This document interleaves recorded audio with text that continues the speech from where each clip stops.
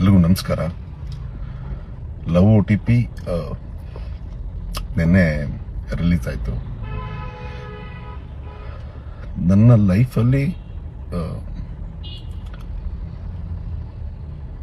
ಈ range reviews ಆಗಿರಿ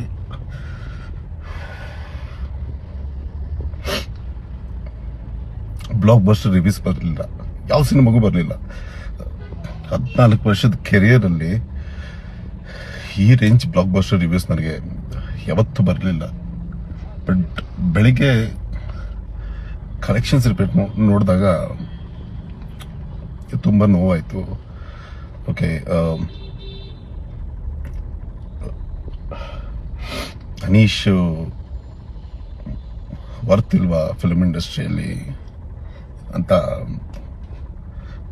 questioning ನನಗೆ ಸ್ಟಾರ್ಟ್ ಆಗಿದೆ. ಇಲ್ಲಿಗೆ ನಿಲ್ಲಿಸ್ಬಿಡ್ಬೇಕಾ? ಬಿಕಾಸ್ ಇಂಥ ಬ್ಲಾಕ್ ಬಸ್ಟರ್ ರಿವ್ಯೂ ಬಂದ್ರೂ ಯಾಕೋ ನಾನು ರೀಚ್ ಆಗಕ್ಕಾಗ್ತಿಲ್ವಾ, ಇಲ್ಲ ಜನ ಸೆಳಿಯಕ್ಕಾಗ್ತಿಲ್ವಾ? ಬಂದು ನಿನ್ನೆ ಪ್ರೆಸ್ ಅವರೆಲ್ಲ ಕಾಲ್ ಮಾಡಿ ಅವ್ರು ಶಾಕ್ ಇದಾಗ್ತಿದ್ದಾರೆ. ಏನು ಇಷ್ಟು ಚೆನ್ನಾಗಿದೆಯಲ್ಲ, ಬಂದಿಲ್ವಾ ಅಂತ ಶಾಕ್ ಆಗ್ತಿದ್ದಾರೆ. ನನಗೆ ಏನು ಹೇಳಬೇಕು ಗೊತ್ತಾಗ್ತಿಲ್ಲ.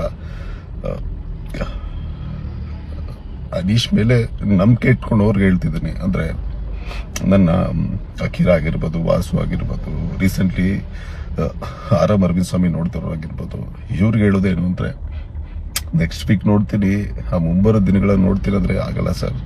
ಯಾಕಂದರೆ ನನಗೆ ಅಂತ ಯಾರೂ ಇಲ್ಲ.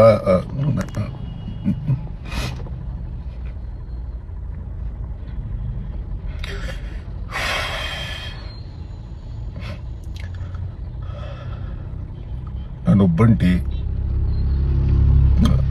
ನನಗೆ ಇಲ್ಲ, ನನಗೆ ಬ್ಯಾಕ್ಗ್ರೌಂಡ್ ಅಲ್ಲಿ ಎಲ್ಲವೂ ಆಗುತ್ತೆ.